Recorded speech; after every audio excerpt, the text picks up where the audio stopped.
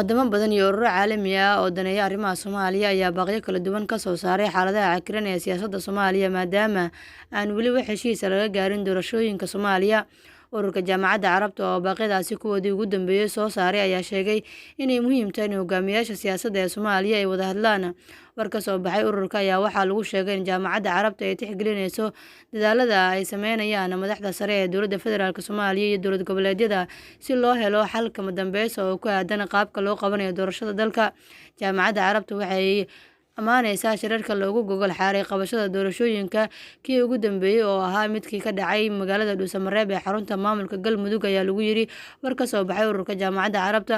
Sidoo kale ururka Jaamacadda Carabta waxay ugu baaqeen mas'uuliyiinta qeybaha siyaasadda ee Soomaaliya inay dib u bilaabaan wadahadallada ku aadan sidii loo gaari lahaa doorasho loo dhan yahay oo ka dhacda guud ahaan dalka Soomaaliya.